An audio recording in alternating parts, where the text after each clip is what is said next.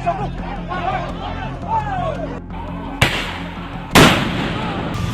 nan soi lâu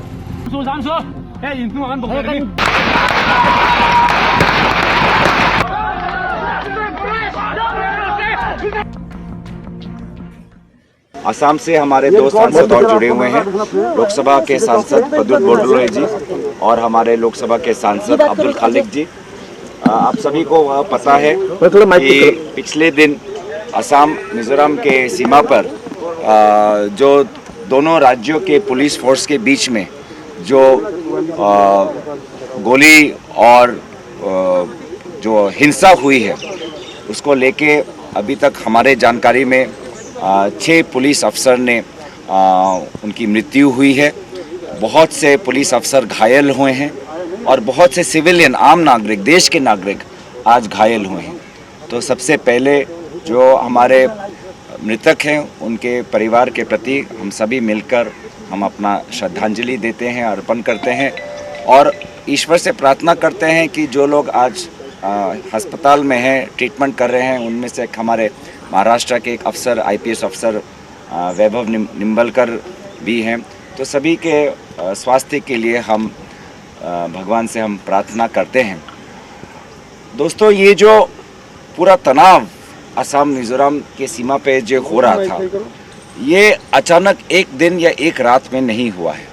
इसको लेके एक इतिहास है, लंबा इतिहास है, लेकिन उस स्थल पर बहुत महीनों से वहाँ पे इस प्रकार के दोनों राज्यों के नागरिकों के बीच और फिर बाद में दोनों राज्यों के पुलिस अफसरों के बीच इस प्रकार के विभिन्न छोटे छोटे स्तर पर हिंसात्मक घटनाएं हो रही थी। इसलिए हमने अपेक्षा की थी कि जब स्वयं गृह मंत्री अमित शाह जी उत्तर पूर्वांचल जा रहे हैं, 24 जुलाई को उनकी मीटिंग थी नॉर्थ ईस्ट के विभिन्न मुख्यमंत्रियों के साथ, जहां पे असम के मुख्यमंत्री भी थे, मिजोरम के मुख्यमंत्री भी थे। असम मिजोरम का ये सीमा का विषय उस मीटिंग में उठा भी था। तो हमने सोचा इस मीटिंग उस मीटिंग में एक उपाय निकलेगा, एक विकल्प निकलेगा। लेकिन क्या हुआ, फोटो खींचे, अमित शाह जी वापस आए, मिजोरम के मुख्यमंत्री ने फोटो खिंचवाए, असम के मुख्यमंत्री ने फोटो खिंचवाए और 2 दिन बाद इस प्रकार का हिंसात्मक आज आतंक वहाँ पे हुआ है जो हमने सालों से ऐसा नहीं देखा है। जहाँ पे एक तरफ गृह मंत्री अमित शाह जी बोलते हैं कि प्रधानमंत्री मोदी जी उत्तर पूर्वांचल में शांति लेके आए हैं, कहाँ है शांति का प्रतीक?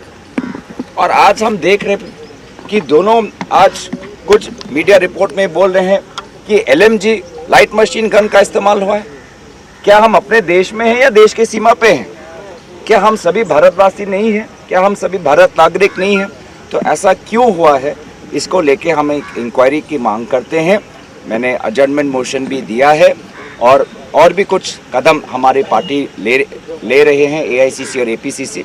उनके बारे में मैं चाहूँगा कि मेरे साथी प्रद्युत बोरदोलोई जी विस्तार में आपको बताएं। It's very unfortunate that the situation has worsened and it's like a war-like situation within our country. It's most unfortunate part. And tragedy is this: the Union Home Minister himself went down purportedly to do some conflict resolution, but nothing happened, nothing emerged. We are very sorry. We cannot have this kind of situation persist. We demand that there should be an inquiry. And number 2, there should be very honorable conflict resolution strategy and measures to be taken by both the states and by the union government. The union government's role is of paramount importance, but the union government is apparently shirking its responsibility. We demand that union government should step in and carry out some dialogue and take effective measures of conflict resolution. ये Assam Mizoram border में जो कल घटना हुई, ये केंद्र सरकार का भी विफलता है और असम सरकार की भी विफलता है। तो हमारे जो 2 साथी हमारे लोकसभा के डिप्टी लीडर जो मुद्दा उठाया, पूरी तरह से हम लोग समर्थन करता हूँ और मैं समझता हूँ असम के मुख्यमंत्री अगर गवर्नेंस में ध्यान देते ये घटना नहीं होती। वो ज़्यादा सियासत करते हैं, ध्रुवीकरण का राजनीति ज़्यादा करते हैं और गवर्नेंस पे ध्यान कम देते हैं। मैं तो सोचता हूँ असम के मुख्यमंत्री हिमंत बिश्व शर्मा जी इसका जिम्मेवारी लेना चाहिए और मॉरल रिस्पॉन्सिबिलिटी उनको स्वीकार करना चाहिए। और जैसे गौरव गोगोई जी ने बताया, एक इंक्वायरी कैसे ये घटना हुई, ये इंसिडेंट कैसे हुई, इसका एक इंक्वायरी होना चाहिए। देखिए, जैसे कि मैंने कहा 24 जुलाई को गृह मंत्री स्वयं वहाँ पे गए, सीमा की इस विषय को वहाँ उस मीटिंग में मीडिया के अनुसार वहाँ पे चर्चा भी हुई, लेकिन विकल्प नहीं। मतलब वहाँ गए, फोटो ऑप लिया, भाषण दिया, प्रधानमंत्री जी, मोदी जी असम और उत्तर पूर्वांचल को लेके उनको अष्टलक्ष्मी के ऐसे ऐसे शब्दों को लेके हमको लुभाने की कोशिश की, लेकिन परिणाम क्या। और इसलिए गृह मंत्री और दोनों राज्य सरकारों को जिम्मेदारी लेने की ज़रूरत है, और खास करके गृह मंत्री को, क्योंकि मैंने जैसे कि कहा कि जो बिल्डअप है, पुलिस बिल्डअप, ये अब कल रात को अचानक नहीं हुआ या कल दिन में नहीं हुआ, ये महीनों से ऐसा धीरे धीरे चल रहा है। और ऐसा परिस्थिति न सिर्फ आज असम और मिजोरम के बीच, आज असम और अरुणाचल के बीच, असम और मेघालय के बीच, असम और नागालैंड के बीच भी हो रहा है। कल हमारी कांग्रेस की टीम भी राहुल गांधी जी की हमें निर्देश दिया है, और हमारे एआईसीसी इंचार्ज जितेंद्र सिंह जी ने भी हमको कहा है कि एक हमारी कांग्रेस की दल कल स्पॉट पे जाएगी। वहाँ पे हमारे असम के लोकसभा, राज्यसभा और हमारे विधायक वहाँ पे उपस्थित होंगे। हम खुद वहाँ जाके लोगों से मिलेंगे, क्या है वास्तविक स्थिति जानने की कोशिश करेंगे। और आज के तारीख पे गृह मंत्री वो जिम्मेदारी कबूल करें और इंक्वायरी हो, और गृह मंत्री विभिन्न मुद्दों पे जिन प्रकार की उन्होंने विफलताएं दिखाई हैं, चाहे पेगासस का मामला हो, चाहे राष्ट्रीय सुरक्षा, जिस प्रकार का ड्रोन अटैक आज उत्तर भारत जम्मू कश्मीर में चल रहा है, आज उत्तर पूर्वांचल में, जैसे हमारे भारत के अंदर आज इस प्रकार का, जैसे हमारे प्रद्युत बोडलो जी ने कहा कि एक वॉर लाइक सिचुएशन जो उन्होंने पैदा होने दिया, उसके लिए उनकी जिम्मेदारी लेनी चाहिए। असम और अरुणाचल के बीच, असम और मेघालय के बीच, असम और नागालैंड के बीच भी हो रहा है। कल हमारी कांग्रेस की टीम भी राहुल गांधी जी की हमें निर्देश दिया है, और हमारे एआईसीसी इंचार्ज जितेंद्र सिंह जी ने भी हमको कहा है कि एक हमारी कांग्रेस की दल कल स्पॉट पे जाएगी। वहाँ पे हमारे असम के लोकसभा, राज्यसभा और हमारे विधायक वहाँ पे उपस्थित होंगे। हम खुद वहाँ जाके लोगों से मिलेंगे, क्या है वास्तविक स्थिति जानने की कोशिश करेंगे। और आज के तारीख पे गृह मंत्री वो जिम्मेदारी कबूल करें और इंक्वायरी हो, और गृह मंत्री विभिन्न मुद्दों पे जिन प्रकार की उन्होंने विफलताएं दिखाई हैं, चाहे पेगासस का मामला हो, चाहे राष्ट्रीय सुरक्षा, जिस प्रकार का ड्रोन अटैक आज उत्तर भारत जम्मू कश्मीर में चल रहा है, आज उत्तर पूर्वांचल में, जैसे हमारे भारत के अंदर आज इस प्रकार का, जैसे हमारे प्रद्युत बोडलो जी ने कहा कि एक वॉर लाइक सिचुएशन जो उन्होंने पैदा होने दिया, उसके लिए उनकी जिम्मेदारी लेनी चाहिए। Look, this is not a political issue. I don't know why people are bringing NEDA and other thing. This is a boundary dispute between the two states. This is not a political issue. We are not counting votes at this moment. This is not a political issue. This is a long-standing border dispute. When both the side Congress government was there, that point of time also that this dispute was there. When Mr. Tarun Gogoi was in Assam and Mr. Lalthanhala was in Mizoram, that point of time also that dispute was going on, encroachment was there.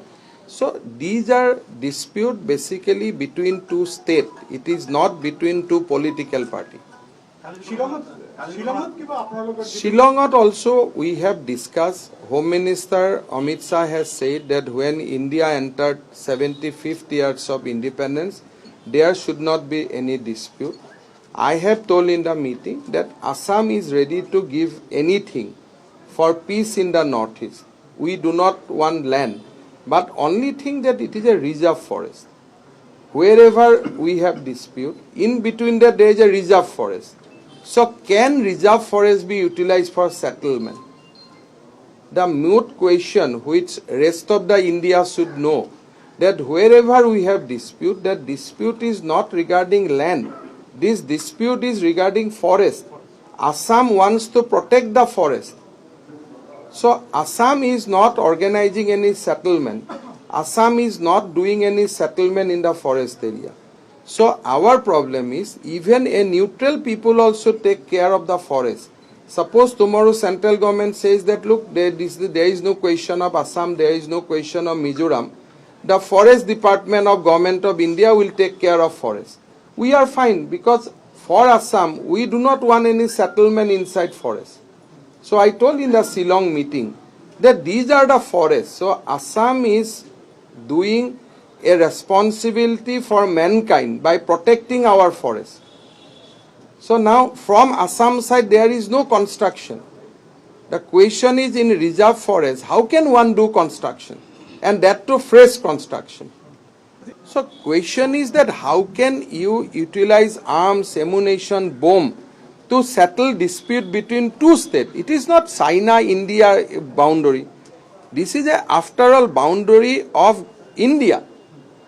So how can you do all these things? Sometime our police go, we push them. Sometime they come, they push. Then again both are IPS officer. They sit, they have a cup of tea, matter resolve. So I do not believe that we have anything to do against Mizoram. We are not for kind of economic blockade and all these things. Only thing that we may die, we will fight, but we are not going to encroach an inch of land from Mizoram. But we have to protect our land.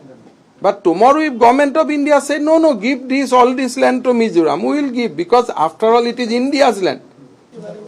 नहीं वही है firing का जो घटना हुआ वो असम का सीमा में हुआ है तो असम पुलिस को इसको इन्वेस्टिगेट करना पड़ेगा असम पुलिस को केस रजिस्टर करना पड़ेगा बिकॉज जहां में इंसिडेंट हुआ है फायरिंग हुआ है काफी सिविलियन लोग इसमें इन्वॉल्व है वो सिविलियन लोग को आर्म्स कहां से मिला सो जब थोड़ा सा ठीक हो जाएगा हम लोग को इन्वेस्टिगेट करना पड़ेगा because this is with in Assam boundary